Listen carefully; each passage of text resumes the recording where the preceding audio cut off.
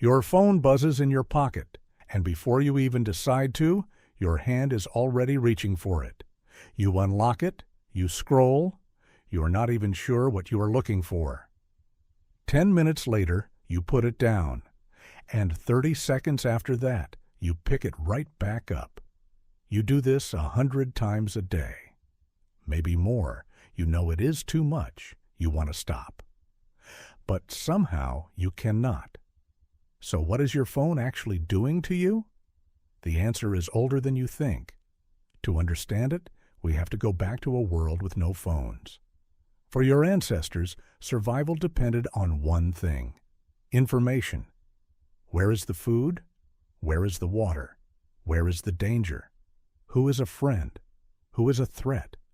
What was that sound? The humans who were curious, who paid attention, who kept checking, were the ones who stayed alive. So your brain built a reward system to make you seek. Every time you learned something new, it gave you a tiny hit of a chemical called dopamine. Dopamine feels good, so you went looking for more. Curiosity was not a distraction. It was survival. And that ancient system is still running inside you right now. But here is the problem. Your ancestors lived in a world where information was rare. You had to walk and search and explore to find anything new. Your phone changed all of that.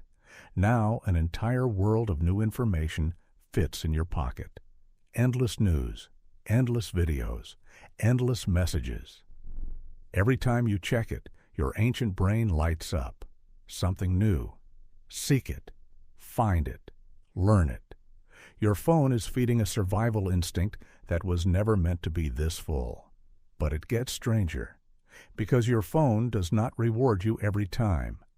Sometimes you check it, and there is a message, a like, something exciting. And sometimes there is nothing at all. And that randomness is the trap. Scientists discovered something strange about the brain. A reward you can predict is boring. But a reward that is random? That one is irresistible. This is the exact trick that slot machines use. You pull the lever. Most times, nothing. But maybe, just maybe, you win. And that maybe keeps you pulling for hours. Your phone works the exact same way. Every time you pull down to refresh, you are pulling a lever. You are playing a slot machine in your own pocket. And it was designed that way on purpose. Now here is the part that will mess with your head. Most people think dopamine is the pleasure chemical. It is not. Dopamine is the wanting chemical. The spike does not happen when you find something good. It happens before, the moment you reach for the phone. In other words, your brain rewards the reaching, not the finding. That is why you feel a pull to check, but feel weirdly empty after you do. You were never chasing the reward. You were chasing the wanting itself. And the wanting never ends. If you have checked your phone even once while watching this, you are proving the whole point. Tap the like button, then keep watching. And there is a price for all of this. The more your brain floods with dopamine from your phone, the more it turns its own dopamine down to balance things out. So slowly, everything else starts to feel a little gray. A book feels boring. A walk feels slow. A conversation feels flat. Not because those things changed, but because your brain got used to a fire hose and now a quiet stream is not enough.